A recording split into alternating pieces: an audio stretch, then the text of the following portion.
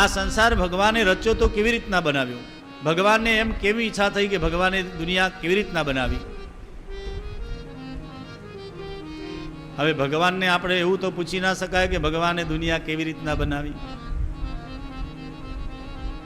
ભલે ગીતો વાળા બતાવે, દુનિયા બનાને વાલે तेरे मन में क्या समाई है, दुनिया बनाने वाले क्या तेरे मन में समाई, आए तो दुनिया बनाई, आए तो दुनिया बनाई. હવે ભગવાનને તો એવું પૂછાય ને દુનિયા તે કેમ બનાવી? એની ઈચ્છા, એની મરજી. ભગવાન દુનિયા કેવી રીતના બનાવે છે સરળ ભાષામાં બતાવું. આપણે ગામડાની અંદર પહેલાં તળાવ કિનારે પાણી આવે ને પછી રેતી થાય, માટી. અત્યારે ગંગાજીમાં જે રેતી છે ને એવી દરિયા કિનારે ઘણા છોકરા રમવા જાય ને એટલે શું કરે, માટીમાં પગ નાખે, પછી પગ ઉપર આમાં માટી નાખે ને પછી ઘર બનાવે. અમુક છોકરાઓ તો કેટલા આખી વાડી બનાવે, એમાં પાણીની પાઇપલાઇન લગાવે, લાકડા નાખીને, સાઠીકા નાખીને, અને અહીંયા ઢાળીઓ બનાવે ને ક્યારા બનાવે ને ઘણા આમ ખેતી જેવું કે વાડી બનાવે આખી. સરસ એક ઘર બનાવે, હા, માટીનું. તમે જુઓ ને તો એ નાનું બાળક મહેનત કરીને બનાવતું હોય ને તમે આમ શાંતિથી જુઓ તો એને પરસેવો થઈ ગયો હોય, હું એને ભાન ના હોય, એટલી મહેનત કરીને બનાવે ને પાછું બનાવી રહે ને રાજી થાય ને પાછો થોડી વારમાં આમ કરી દે, હું કરે ને.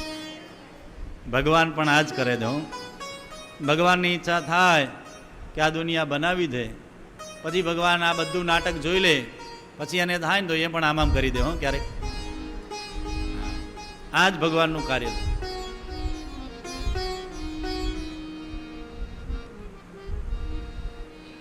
ભગવાન ક્યારે શું કરશે કોઈને ખબર નથી. હો બસ એની કૃપાનો અનુભવ કરતા રહો.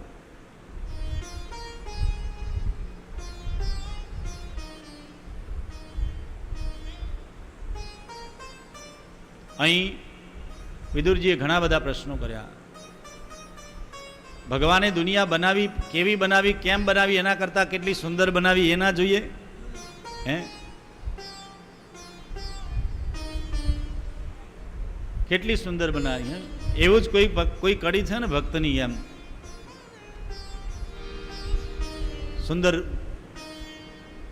નામ તુમ્હારા તારણહારા कब तेरा दर्शन होगा, जिसकी रचना इतनी सुंदर वो कितना सुंदर होगा, वो कितना सुंदर होगा.